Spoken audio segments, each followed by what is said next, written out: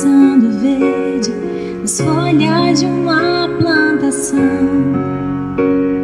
Os ventos movendo as nuvens dos céus, o sol que aquece o coração. São as evidências da soberania do Deus autor da criação. E eu me sinto tão pequeno, vendo o brilho das estrelas e a luz do luar. E eu me sinto tão amado, tendo fôlego de vida e ar pra respirar. Toda a honra e toda a glória ao Deus da minha salvação. Com o coração contrito, te entrego a minha adoração.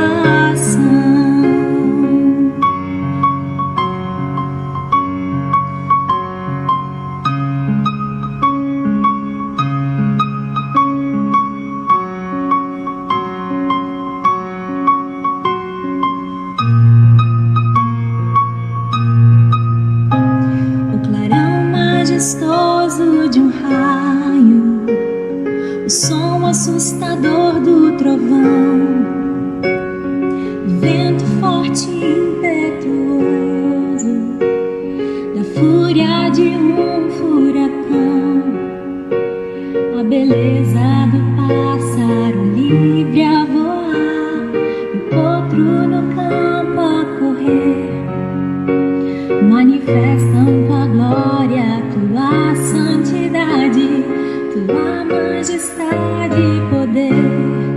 E eu me sinto tão pequeno, vendo o brilho das estrelas e a luz do luar. Eu me sinto tão amado, por ter fôlego de vida e ar pra respirar. Toda a honra e toda a glória ao Deus da minha salvação. Com o coração contrito, te entrego a minha gratidão.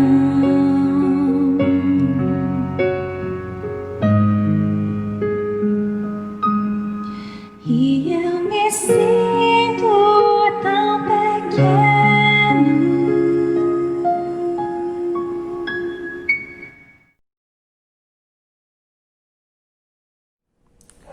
Boa noite, irmãos. Graça e paz da parte de Deus e de Jesus Cristo, nosso Senhor. Um prazer, um privilégio, mais uma vez, ter a sua companhia conosco, enquanto estudamos pelas epístolas de João. Que, em nome de Jesus, esse dia te encontre com saúde, gozando de paz, a paz que excede todo entendimento, e que você possa, então, dedicar esse tempo, consagrar esse tempo, a prestar culto ao Senhor, a adorar ao Senhor e aprender mais do Senhor acerca do teu reino, da sua justiça, enquanto passeamos, caminhamos pela Escritura Sagrada, pelas epístolas joaninas. Queria convidar você, então, sem mais demora, a abrir a sua Bíblia num texto inicial, numa leitura inicial que faremos na carta de Tiago. Tiago, capítulo 1, apenas os versículos 2, 3 e 4. Tiago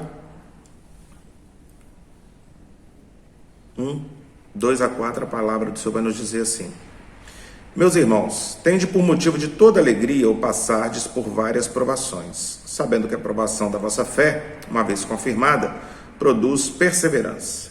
Ora, a perseverança deve ter ação completa, para que sejais perfeitos e íntegros, em nada deficientes. Louvado seja Deus pela sua palavra. Tiago, irmão de Jesus, nos exorta, nos aconselha a que nós nos alegremos com as nossas tribulações, com as nossas lutas, com as nossas dificuldades, uma vez que essa tribulação ela tem um caráter benéfico, ela tem o caráter de promover em nós uma aproximação com o nosso Deus, com o nosso Criador, e uma aceleração de um processo de nos assemelharmos mais a Jesus Cristo, sofrermos no sofrimento de Jesus Cristo, morrermos a sua morte, enfim. Tiago vai dizer isso, sabendo que a provação da vossa fé produz perseverança, nos fortalece, faça com que nós caminhemos rumo à perfeição e à integridade. Esse é o conselho bíblico, essa é a exortação bíblica, mas muitas vezes eu e você não agimos assim. Muitas vezes eu e você somos murmuradores, reclamões. Muitas vezes eu e você questionamos a Deus, e há quem até mesmo pressione a Deus e cobre de Deus a respeito da condição que está vivendo agora, como se pudesse o vaso cobrar do oleiro algum tipo de satisfação ou de explicação. Todas as vezes que nós incorremos nesse erro, nós estamos cometendo pecado contra o Senhor. Nós estamos pecando contra a sua bondade, contra a sua misericórdia, contra a sua soberania, contra a certeza e a convicção de que nós temos de que Deus sabe o que é melhor para nós. Então, querido, se ao longo dessa semana, ao longo desse dia, passou pela sua cabeça, pelo seu coração, algum sentimento de insatisfação, de inquietação, de murmuração contra Deus, por conta de algo que talvez você esteja enfrentando nesse momento, coloque a sua vida diante de Deus, peça a Ele que tenha misericórdia de você. Ele certamente entenderá que você, assim como eu, somos falhos, somos imediatistas, e muitas vezes a ansiedade toma o nosso coração. Deus é um Pai amoroso, longânimo, assaz benigno, que se demora para irar contra os seus filhos, que tem paciência para com os seus filhos. Então, coloque a sua vida diante de Deus com humildade, peça a Ele que perdoe a esses e a outros pecados que você possa ter cometido ao longo dessa semana, ao longo desse dia. Eu também farei uma oração de confissão de pecados e nós juntos, então, num só Espírito, elevaremos a nossa mente, o nosso coração até o trono sagrado do Altíssimo, do Bispo das nossas almas, para que nós possamos encontrar nele, então, perdão para as nossas faltas. Feche seus olhos, vamos orar. Senhor, nós queremos nos colocar diante do Senhor nessa noite, mais uma vez, pedindo ao Senhor que tenha misericórdia de nós, Deus. Nós temos errado, temos andado por caminhos que não são os caminhos que o Senhor nos indicou, nos recomendou que andássemos. Temos muitas vezes pecado com os nossos olhos, com o nosso coração, com as nossas palavras, com as nossas ações e com as nossas omissões, com a nossa falta de fé, a nossa incredulidade. Temos pecado contra o Senhor, Deus, contra a sua santidade. E queremos admitir isso diante do Senhor. E mais do que isso, queremos nos arrepender disso.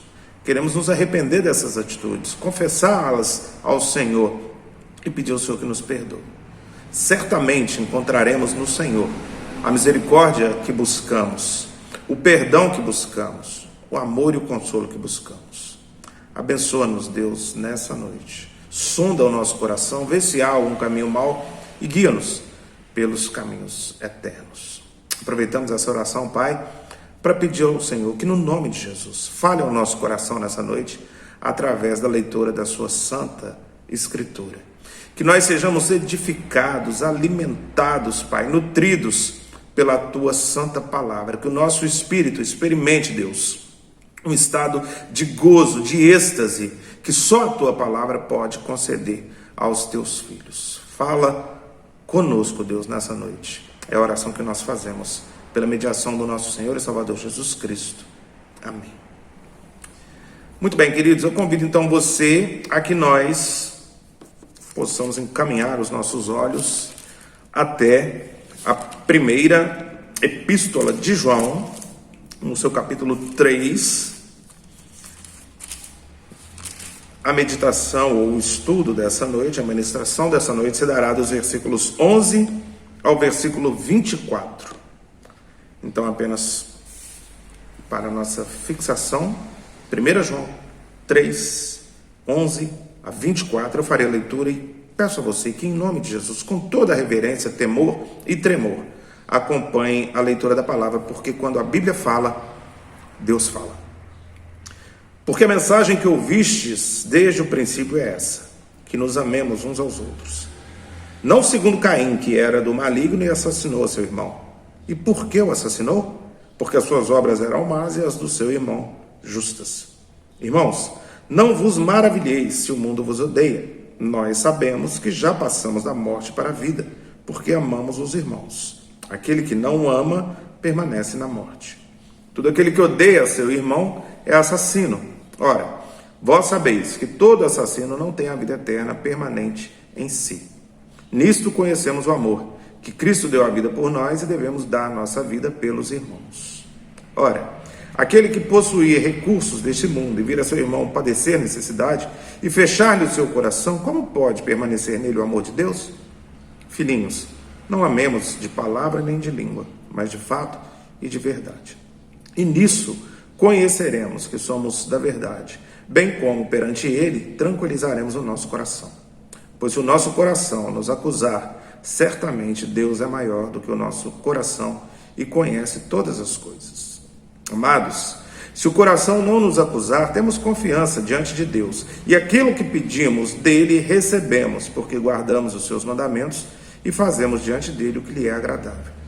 Ora, o seu mandamento é esse, que creiamos em o nome de seu Filho Jesus Cristo e nos amemos uns aos outros, segundo o mandamento que nos ordenou. E aquele que guarda os seus mandamentos permanece em Deus e Deus nele, e nisso conhecemos que ele permanece em nós pelo Espírito que nos deu. É um texto longo, são muitos os versículos, mas o Espírito Santo de Deus há de nos dar a compreensão, a iluminação, para que nós possamos então entender aquilo do qual João tratava e pretendia levar aos seus leitores originais ali no final na igreja do final do primeiro século, a igreja primitiva ali no finalzinho do primeiro século. Vamos caminhar então pelos versos. Nós já sabemos o que vinha acontecendo, o contexto anterior, e João, vai iniciar esse bloco do capítulo 3 com a seguinte mensagem: porque a mensagem que ouvistes desde o princípio é essa, que nos amemos uns aos outros. Observe, querido, que o versículo anterior, o versículo que fecha o bloco anterior, João estava tratando desse assunto. Então, quando ele começa com o porquê, ele está linkando esse porquê ao verso 10 do bloco anterior que nós trabalhamos na semana passada. O versículo 10 da semana passada vai dizer assim: nisto são manifestos os filhos de Deus e os filhos do diabo. Todo aquele que não pratica justiça não procede de Deus, nem aquele que não ama seu irmão. Porque a mensagem que ouvistes desde o princípio é essa, que nos amemos uns aos outros. Então o que João está dizendo aqui é reforçando aquilo que ele já havia dito no bloco anterior, no capítulo anterior, e aquilo que ele havia dito, ou que ele havia escrito, também quando escreveu o seu evangelho. Porque se você voltar no Evangelho de João, capítulo 3, versículo 34, você vai ver que lá João está dizendo exatamente isso, reproduzindo a fala de Jesus Cristo, dizendo que amar ao nosso próximo, amar ao nosso irmão, é o grande mandamento. Então o que João está fazendo aqui, na sua carta, é trazendo de volta aos seus leitores originais, a mim e a você, que amar ao nosso irmão, aos nossos irmãos, é a mensagem que Jesus Cristo pregou pela terra. É a mensagem que Jesus Cristo pregou desde o princípio que nós podemos entender como desde que Jesus começou o seu ministério, desde que Jesus começou o ministério, que ele vem pregando, ensinando que nós devemos amar a Deus sobre todas as coisas e amar ao nosso próximo como a nós mesmos. E nós podemos ir além, nós podemos ir, inclusive no Antigo Testamento, onde Deuteronômio vai nos exortar também a isso, onde no livro de Levítico nós vamos ver também exortações a isso, onde no livro de Salmos nós vamos ver também exortações a isso, a de que nós amemos os nossos irmãos, e de que nós tenhamos a compreensão, a convicção de que aquele que diz amar a Deus e não ama o seu irmão está mentindo. Está mentindo. Porque o amor de Deus que foi entregue a nós, outorgado a nós por graça e por misericórdia, ele se manifesta nas nossas atitudes e nas nossas ações. E essas ações são cuidar dos nossos irmãos, amar os nossos irmãos, fazer com que as pessoas vejam em nós o amor de Deus.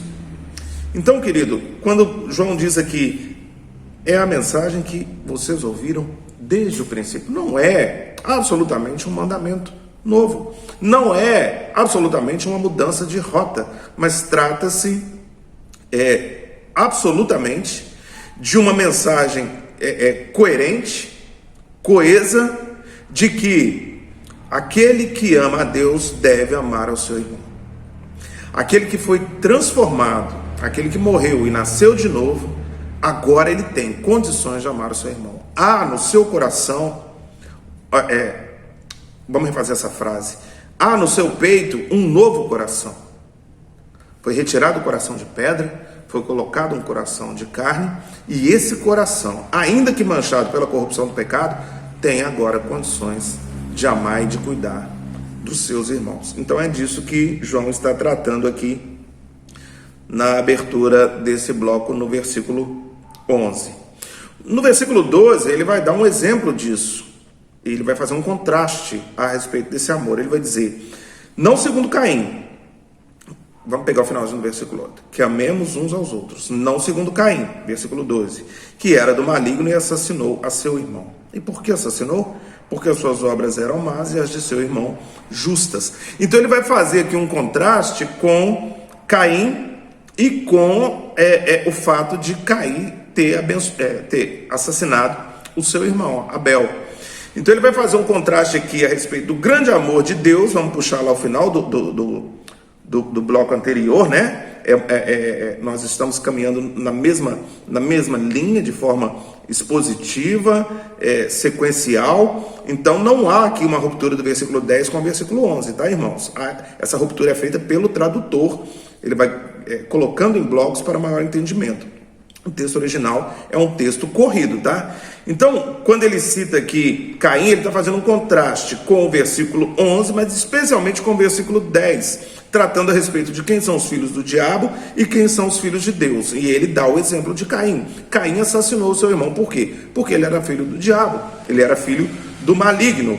Nós que somos filhos de Deus, adotados por Deus em Cristo, as nossas obras, o nosso procedimento deve ser totalmente contrário ao de Caim. O nosso Senhor Jesus Cristo é o nosso exemplo, aquele que se deu, aquele que morreu para que tivéssemos vida. E Caim, então, é a outra face da moeda, né? Caim é filho do maligno e por isso assassinou o seu irmão. E por que assassinou o seu irmão? Porque as suas obras eram más e as de seu irmão justas. Então observe que o que leva Caim a matar o seu irmão não é algo de ruim que o seu irmão houvesse feito, não, pelo contrário. Caim assassinou Abel porque as obras de Abel eram justas. E a luz e as trevas, elas não caminham juntas, querido. Nós vamos ver isso um pouquinho mais à frente agora, ainda nesse bloco. A luz e as trevas, elas não caminham juntas. Não há como se conviver. Onde a luz chega, as trevas imediatamente são eliminadas, afastadas. Então não haveria como a maldade de Caim, a malignidade de Caim, filho da ira que era, filho do maligno que era, aceitar e conviver com as boas obras, com as justas obras de seu irmão Abel. Então o que leva Caim a matar o justo Abel nada mais é do que a inveja. E a inveja o fator primordial de grande parte das tragédias, dos assassinatos, das tragédias que nós vemos nos dias de hoje, em toda a história e nos dias de hoje. Porque veja bem, quando alguém rouba alguém, um latrocínio, né? A pessoa está tomando para si alguma coisa que o outro tinha, logo ela queria aquilo que era da outra pessoa. Isso é inveja. Quando alguém mata alguém por por uma questão de gostar da pessoa, amar a pessoa, me fugiu o nome aqui agora, gostar da pessoa e a pessoa não corresponder, né, a esse amor, ela tem inveja da pessoa que recebe o amor daquela pessoa que ela gostaria de ter para ela. Então, isso é inveja. A raiz do pecado é a inveja. No Éden foi assim, né? Querer ter aquilo que nós não tínhamos, querer ter a oferta que foi feita aos nossos primeiros pais é essa: vocês podem ser igual a ele. Ou seja, eu quero, eu invejo, eu olho para algo que eu não tenho e quero ter aquilo, desejo ter aquilo.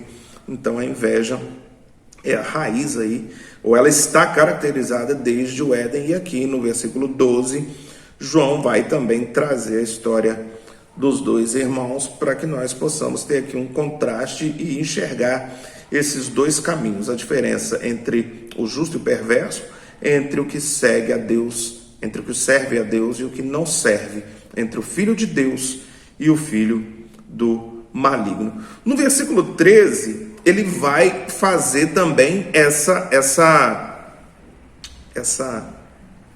seguir essa mesma linha de raciocínio a respeito da falta de condição de que o mundo e os filhos de Deus caminhem em harmonia. Repito, né? Impossível. Ele vai dizer: irmãos, não vos maravilheis se o mundo vos odeia. Maravilheis aqui você poderia tomar também como escandalizeis. Então não se escandalizem, não se surpreendam se o mundo vos odeia. João já vinha falando disso, queridos. João já vinha explicando isso. Inclusive no capítulo 2, se você voltar aí uma página, no versículo 15, ele vai dizer exatamente isso: não ameis o mundo, nem as coisas que há no mundo. Se alguém amar o mundo, o amor do Pai não está nele. Porque não há como nós convivermos com o curso desse mundo, com o sistema desse mundo, com a maneira de pensar desse mundo, se nós não somos desse mundo. Esse mundo jaz no maligno. Esse mundo jaz no maligno. Esse mundo caminha para a perdição. Esse mundo zomba, escarnece de Deus e dos filhos de Deus. Então não há como concordar com as coisas desse mundo, querido. Amado, quando nós somos crentes no Senhor Jesus, quando nós temos a convicção, a certeza de que nós não somos desse mundo, de que essa não é a nossa terra, de que nós somos estrangeiros, peregrinos nesse lugar, fica muito fácil entender o porquê de nós nos horrorizarmos, nos revoltarmos com situações que nós vemos nesse mundo. Fica muito simples de ver isso. Quando nós ligamos a nossa televisão, quando nós vemos as notícias, quando nós vemos algum programa de televisão e nós vemos alguma coisa que nos escandaliza e que nós falamos: meu Deus, olha para onde esse mundo está indo. Isso é um ótimo sinal para nós, como testemunho pessoal. É um ótimo sinal, é um sinal de que nós não nos conformamos a esse mundo. É um sinal de que nós não temos parte com esse mundo. Quando nós somos escarnecidos, zombados por conta da nossa fé, por causa da nossa fé no Senhor Jesus Cristo, é um ótimo sinal para nós. É um ótimo testemunho. É sinal de que nós estamos fazendo a coisa certa, porque importa agradar a Deus e não a homens. Importa que nós andemos pelas ruas da nossa cidade, de São Borja, de Porto Alegre, seja lá de onde for, que nós andemos pelas ruas com a nossa bandeira, com o nosso brasão. E na nossa bandeira, no nosso brasão, o nosso escudo, está escrito, o que está escrito no nosso escudo é que nós não somos dessa terra. A nossa pátria é o céu, é de lá que nós somos. Então nós estamos por aqui, mas nós somos do céu, nós somos filhos de Deus. Então não se escandalizem, não se assustem se o mundo vos odeia. Não se escandalizem se o mundo vos odeia. Tem um texto muito interessante que trata sobre isso. Vou ver se eu me lembro aqui a referência dele. É João mesmo escrevendo no capítulo 15, aí no Evangelho. Versículo 19. Se vocês fossem, parafraseando, tá, irmãos? Se vocês fossem o mundo amaria o que era seu. Como todavia vocês não são do mundo, pelo contrário, dele vos escolhi, por isso o mundo vos odeia. Então, é por isso que o mundo nos odeia, porque nós não somos daqui, porque nós não compactuamos com as coisas que o mundo faz. É porque nós, Salmo 1, bem-aventurado aquele que não, vamos lá, Salmo 1, bem-aventurado o homem que não anda no conselho dos ímpios, não se detém na roda dos pecadores, nem se assenta na roda dos escarnecedores. Então esse é o nosso procedimento, esse é o meu procedimento. Esse, creio, é o seu procedimento. Então, por isso o mundo nos odeia, porque eu não ando no conselho dos ímpios. E eles gostariam que eu andasse. Eu não compartilho das suas mazelas, das suas piadas de duplo sentido, dos seus comentários pornográficos, da sua prostituição. Eu não concordo, não aceito e não aconselho ou amo, enfim, com práticas de prostituição, com práticas de fornicação, com práticas de adultério, entendeu? A palavra de Deus condena isso, e eu, como boca de Deus, como atalaia de Deus, condeno também veementemente esse tipo de prática. Então o mundo me odeia, o mundo te odeia quando você censura esse tipo de prática, porque nós não somos desse mundo. Verso 14, nós sabemos que já passamos da morte para a vida, porque amamos os irmãos.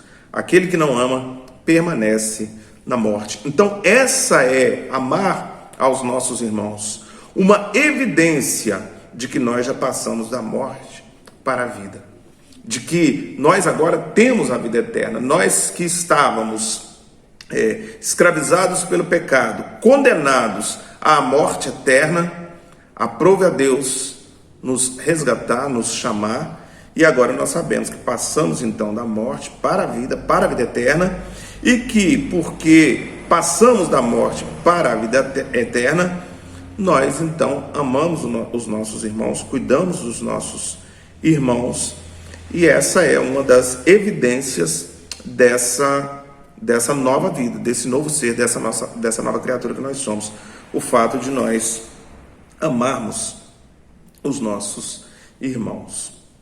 Verso 15. Todo aquele que odeia seu irmão é assassino. Ora, vós sabeis que todo assassino não tem a vida eterna, permanente em si. Então, se o amor é evidência da regeneração, o ódio é evidência da morte eterna.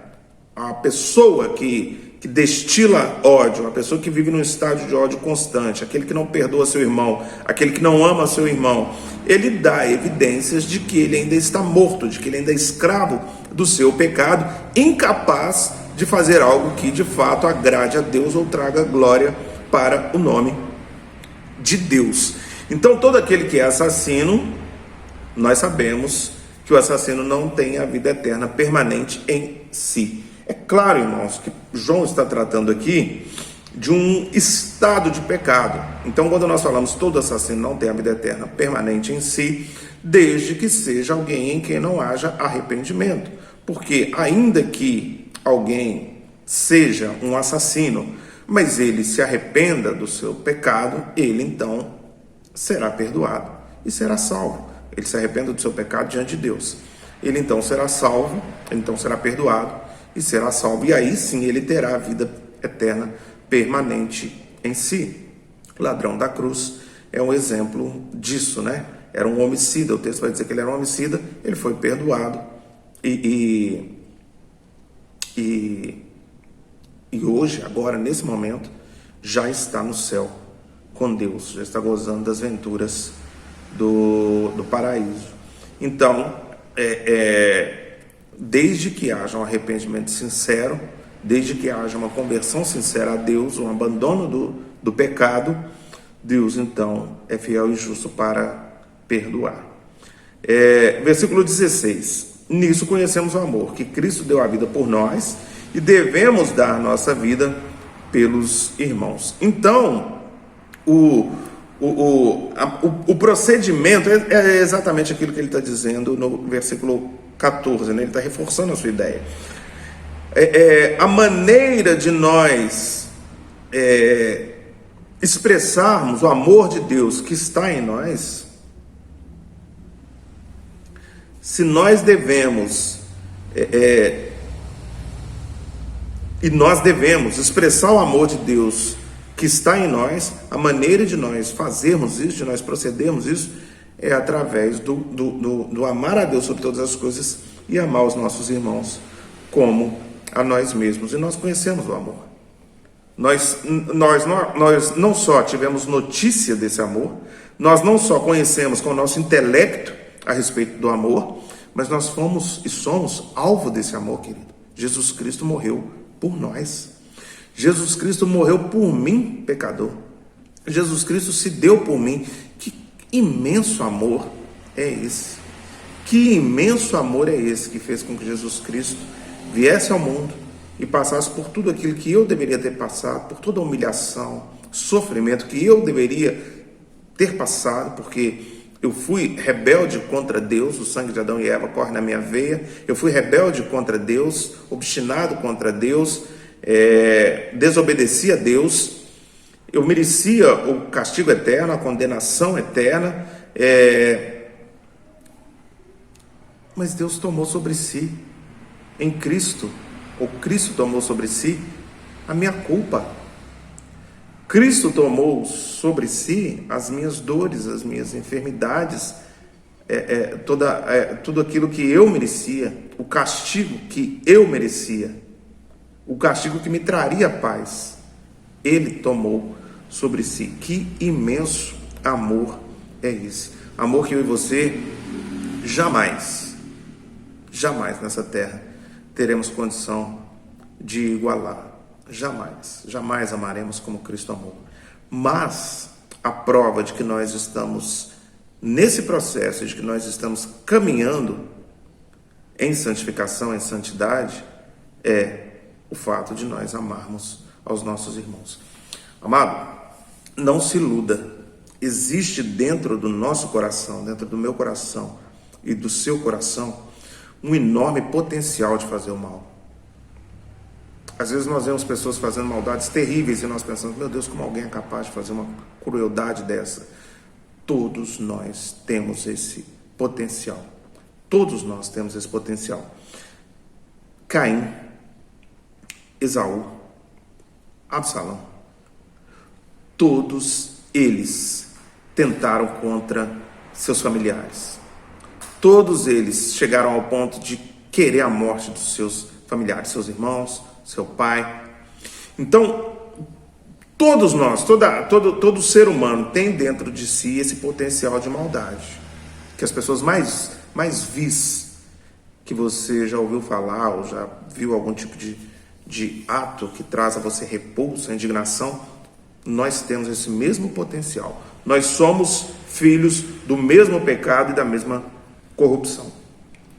Ai de nós, se não fosse Jesus Cristo. Ai de nós, se não fosse o Espírito Santo. E no caso dos ímpios, ai deles e ai de nós, se não fosse a graça comum, o cuidado de Deus por todas as suas criaturas. Ai de nós, ai de nós. Então, querido, o fato de nós termos o Espírito Santo de Deus em nós, o fato de nós reconhecermos que Deus nos ama, é que faz com que nós tenhamos essa consciência de que nós devemos lutar todos os dias contra o ódio, contra a maldade, contra esse potencial de maldade que está dentro do nosso coração e avançar sempre em busca de uma vida de santidade, uma vida de amor, uma vida de cuidado para com os nossos irmãos. Então, é muito importante que isso fique muito claro na nossa mente. O melhor exemplo de amor que nós temos é Jesus Cristo, Filho de Deus. Nós devemos imitá-lo.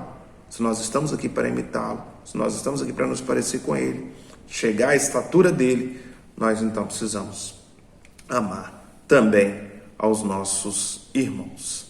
Versículos 17 e 18, João vai escrever assim: ora, aquele que possuir recursos desse mundo e vir a seu irmão padecer necessidade e fechar-lhe o seu coração, como pode permanecer nele o amor de Deus? Filhinhos, não amemos de palavra nem de língua, mas de fato e de verdade.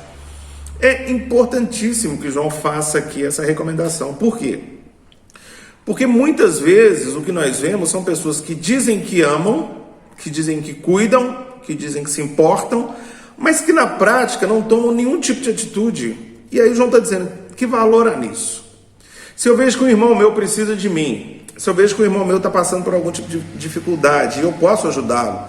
Se eu vejo que algum irmão meu sofre, padece, e eu não faço nada para ajudar, que tipo de amor é esse que eu sinto? Um amor de boca, um amor sem efeito prático, um amor que não muda, que não transforma a situação em que o meu irmão se encontra. Que valor tem esse tipo de amor? Então João está refutando aqui, ou está, melhor dizendo, refutando não, perdão, condenando essa prática hipócrita, farisaica, de dizer uma coisa, de falar uma coisa, mas de não agir, de não trabalhar para que aquela situação mude. Então, queridos, se nós temos como ajudar alguém, e nós temos condição de ajudar alguém, ninguém é tão pobre que não possa ajudar alguém. Não iluda a você mesmo, não minta para você mesmo. Então, se nós temos condição de ajudar alguém, nós devemos fazê-lo. Nós devemos fazê-lo. Não amemos apenas de palavras, verso 18. Amemos de fato e de verdade. Como você expressa o seu amor pelos irmãos, querido? Qual é a maneira que você tem de expressar que você ama aos seus irmãos? Deixando que eles passem necessidade, você tendo fartura? As suas latas, os seus celeiros cheios e os deles vazios? Nós expressamos o nosso amor através de atitudes, através do cuidado. Imagine você, se aquele jovem, lá no Sermão do Monte, com seus poucos pães e peixes, olhando para aquela multidão, se ele tivesse escondido aquilo para si só e falado, eu vou cuidar da minha vida, eu vou resolver da minha fome. Mas ele liberalmente concedeu para que os apóstolos pudessem multiplicar aquele pão, aquele peixe, pudessem levar até Cristo, para que Cristo pudesse multiplicar aqueles pães e aqueles peixes e matar então a fome de cerca de 10 mil pessoas naquele finalzinho de tarde. É óbvio, é claro, é lógico que Cristo usaria outros meios se o jovem não tivesse dado, óbvio, nós sabemos disso. Mas eu estou falando aqui para crentes, né? Certamente você já tem compreensão do que eu estou querendo dizer.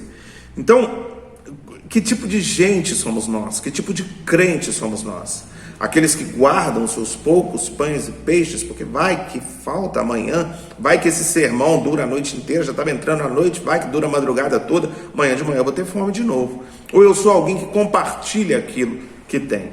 Eu sou aquele que passa de largo quando vê um irmão sofrendo, quando vê um irmão ferido, quando vê um irmão em necessidade. Eu sou aquele que muda da calçada, que vai lá para o outro lado, que finge que não viu, que não soube, que não ouviu. Ou eu sou aquele que de fato acolhe, traz para o braço e resolve de fato a situação daquele irmão. Volte aí ao Antigo Testamento, no livro do profeta Isaías. Isaías tem um texto muito interessante de Isaías, lá no capítulo 58.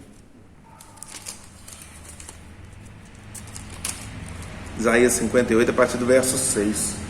Porventura não é este o jejum que escolhi, que soltes as ligaduras da impiedade, desfaças as ataduras da servidão, deixe livres os oprimidos e despedaces todo o jugo? Porventura não é também que repartas o teu pão com o faminto e recolhas em casa os pobres desabrigados, e se vires o nu, o cubras e não te escondas do teu semblante? Então este é o jejum aceitável a Deus, esse é o jejum que agrada a Deus, esse é o sacrifício que agrada a Deus, que você reparta o teu pão com o faminto, Recolha em casa os pobres, os desabrigados, e caso ele esteja nu, que você o cubra, que é o mesmo que Jesus vai dizer. Quando nós te vimos, mestre, com fome, com sede, nu, olha, toda vez que vocês fizeram isso, alguém que padecia, alguém que tinha necessidade, é como se vocês tivessem feito a mim mesmo.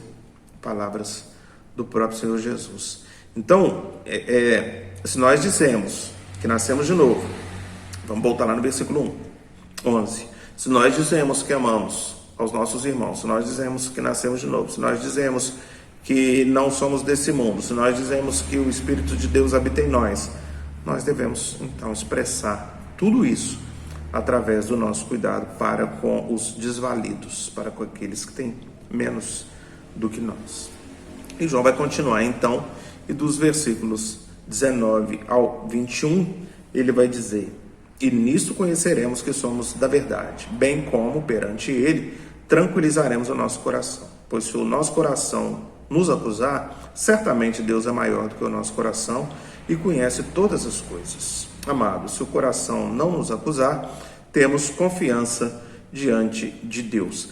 Então, quando nós saímos do discurso, da teoria para a prática, quando nós saímos do falar que amamos ao nosso irmão e de fato amamos o nosso irmão com as práticas, com as boas obras, com o cuidado, com o acolhimento, com o sustento, enfim, quando nós fizermos isso, ainda que o nosso coração nos acusar, ainda que de vez em quando venha no nosso coração assim, mas você é mau, você é um pecador, você está fazendo isso aí, mas isso aí não vai ter nenhum resultado diante de Deus. Lembra, suas obras são como trapos da imundícia. Quando tudo isso vier ao nosso coração, se nós estivermos em Deus, nós, mesmo que o nosso coração nos acuse, o Espírito Santo de Deus há de nos trazer a paz e a tranquilidade de saber que nós estamos fazendo aquilo não por mérito, de que as nossas obras para alcançar a salvação não passam de trapos de imundície, mas que as nossas obras,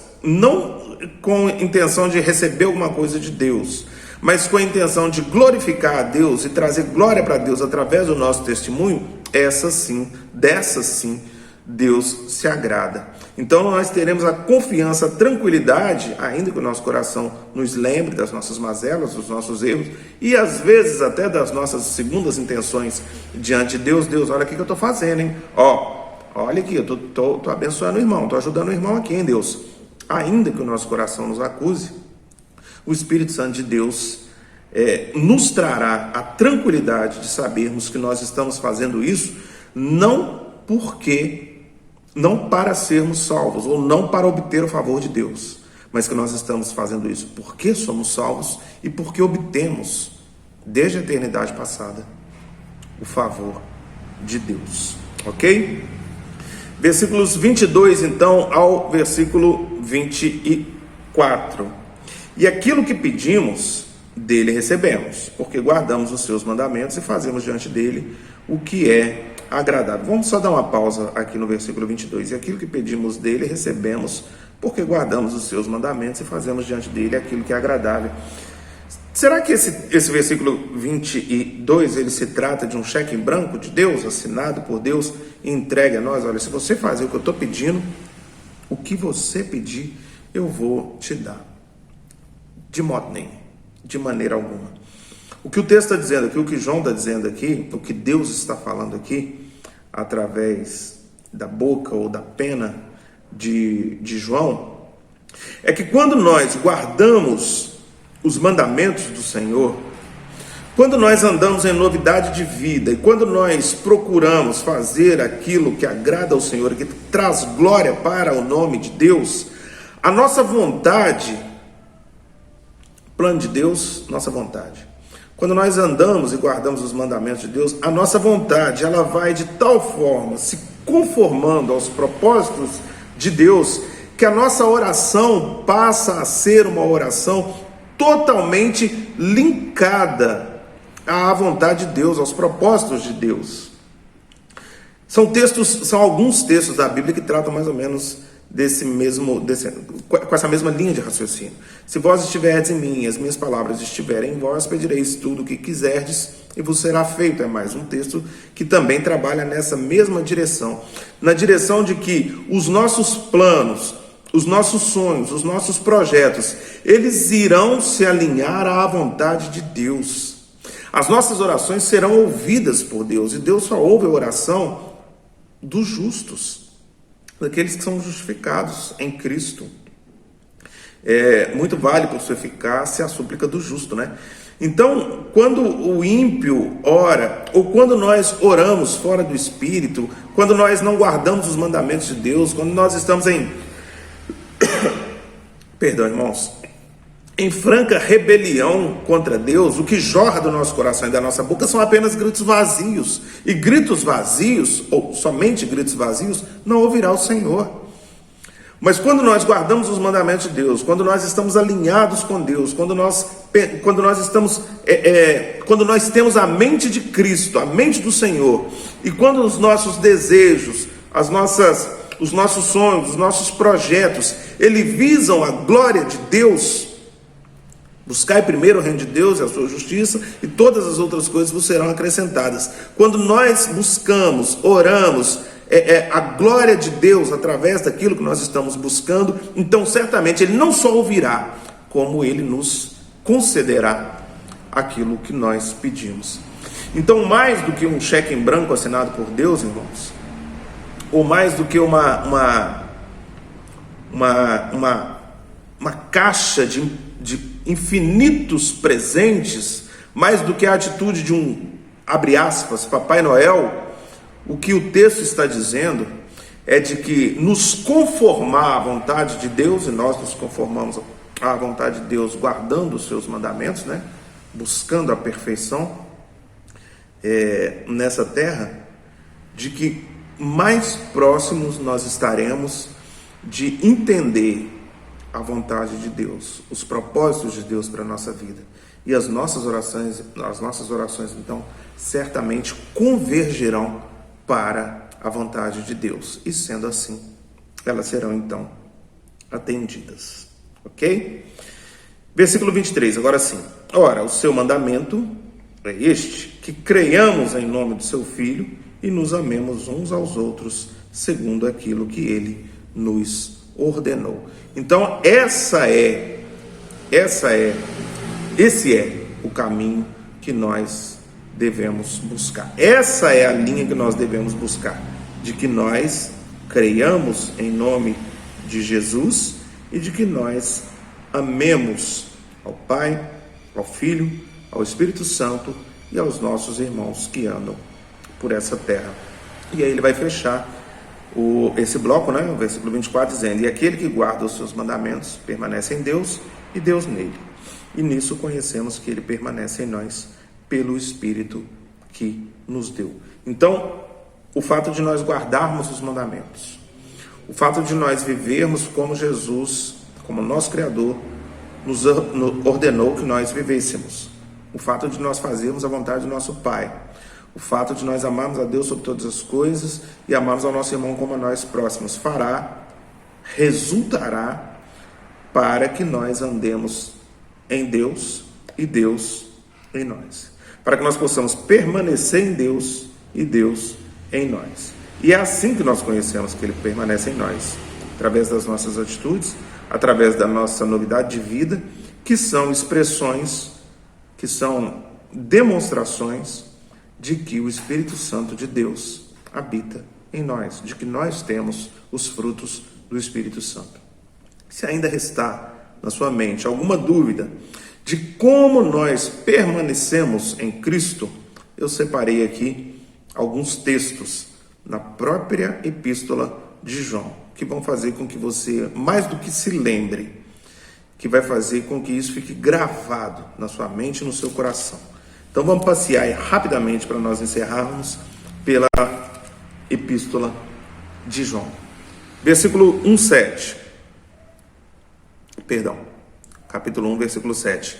Se, porém, andarmos na luz, como Ele está na luz, mantemos comunhão uns com os outros, e o sangue de Jesus, seu Filho, nos purifica de todo pecado.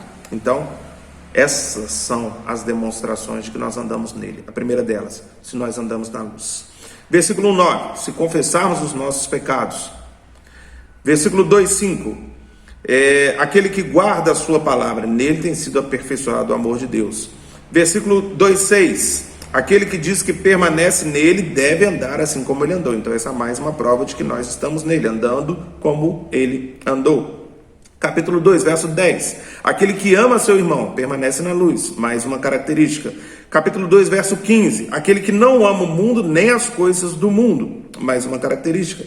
Capítulo 2, verso 24, aquele que nele permanece o que ouviu desde o princípio, porque se nele permanecer aquilo que ouviu desde o princípio, o amor do Filho e do Pai está nele. Então a doutrina dos apóstolos, a fé que foi entregue aos santos, continuar a permanecer nessa doutrina, naquilo que nos foi ensinado. Capítulo 2, verso 28. Filhinhos, pois, agora permanecei nele, para que quando ele se manifestar, tenhamos confiança e nos afastemos e não nos afastemos. Então aquele que permanece nele, aquele que continua nele, é o que diz o capítulo 2, 28. Capítulo 3, verso 2. Somos filhos de Deus e não se manifestou o que haveremos de ser. Quando ele se manifestar, seremos semelhantes a ele. Então, esse processo de santificação, de santidade em busca de nos assemelharmos cada dia mais com nosso Senhor e Salvador Jesus Cristo é também uma evidência de que nós permanecemos nele. Apenas mais duas, ainda no capítulo 3, no versículo 9. Todo aquele que é nascido de Deus não vive na prática do pecado. Então, uma evidência de que nós permanecemos em Deus é que nós não vivemos pecando. Versículo 11 do capítulo 3. A mensagem que ouvimos desde o princípio é essa, que nos amemos uns aos outros. Essa é a evidência. E, finalmente, a evidência que vem no versículo 24. Guardamos os seus mandamentos. Então, andar na luz, fugir do pecado, não amar o mundo, amar uns aos outros, guardar os seus mandamentos, são evidências de que nós andamos em Deus, de que Deus anda em nós, de que, vamos trocar esse andar por permanecer, de que nós permanecemos em Deus e de que Deus permanecemos em nós. Nós vamos encerrar por aqui, mas eu queria desafiar você a se lembrar de que João escreve essa epístola a crentes que lutavam contra as perseguições, contra as lutas. A era apostólica chegava ao seu fim. Jesus Cristo já havia morrido, já havia ressuscitado, sido assunto ao céu. Os apóstolos, todos eles já estavam, aqueles que não estavam mortos, estavam próximos de morrer. A igreja era dispersa, espalhada pelo mundo, mas sofria muitas perseguições. Então João escreve essa epístola no momento de dúvidas, no momento de tribulação, no momento de luta, no momento em que falsas heresias, falsas doutrinas tentavam penetrar pela igreja. Então João escreve essa carta no final do primeiro século, mas João poderia estar agora, nessa noite, sentado escrevendo essa carta ou ditando essa carta para mim e para você. São os dias atuais, querido. Nós vivemos exatamente esses dias. Dias de luta, dias de tribulação, dias em que a perseguição aumenta a cada dia. Governos e governantes mundo afora que não aceitam, muito mais do que isso, criam várias dificuldades para o cristianismo. Nós temos agora, há poucos dias, a indicação de um ministro do Evangelho presbiteriano, um pastor presbiteriano, ao Ministério da Educação, e nós vimos o clamor da sociedade de uma forma geral para que ele não fosse o indicado, apenas pelo fato de ele ser crente no Senhor Jesus. A única coisa que, segundo essa linha, esses insatisfeitos, a única coisa que desabonava o pastor presbiteriano reverendo Milton é o fato de ele ser crente no Senhor Jesus, porque o seu currículo é invejável, ele tem todas as qualificações para assumir o cargo. mas ele é crente. Então a gente acha que está só em outros países do mundo, especialmente nos países com a maioria muçulmana, enfim, Oriente Médio, Ásia, mas não, aqui no Brasil nós também temos muita dificuldade, nós sofremos de muito preconceito por crermos no Senhor Jesus Cristo e no Evangelho da graça do Senhor Jesus Cristo.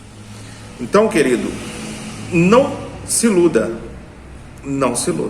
essas perseguições irão aumentar, essas falsas doutrinas, esses falsos ensinos, eles irão se intensificar. Nós teremos cada vez mais os nossos direitos de cultuar a Deus cerceados, impedidos. Esse é o futuro que nós vislumbramos segundo a palavra de Deus. Então essa epístola é totalmente atual. Como nós devemos nos proteger disso? João ensinou aqui também, escrevendo aos seus leitores originais, a mim e a você. Amando a Deus sobre todas as coisas, nos mantendo firmes na doutrina dos apóstolos, nos mantendo firme naquilo que nós somos ensinados desde o princípio, não nos acovardando e dando testemunho daquilo que nós cremos, daquilo que nós vivemos, ensinamos, fazendo com que as pessoas possam ver em nós, ainda que numa medida muito pequena, o caráter de Jesus Cristo, o carpinteiro da Galileia, o filho de João e Maria. Esse é o nosso grande desafio: combater as ideologias, combater os ensinos heréticos, através da nossa vida, através da nossa pregação. Então, querido, não cesse de falar desse livro da lei, antes medita nele dia e noite. Os tempos são maus e a pregação é urgente. Ok? Vamos ficar por aqui? Vamos orar? Queria convidar você a fechar os seus olhos, nós vamos orar e logo depois eu rogarei a bênção do Senhor sobre a sua vida. Oremos.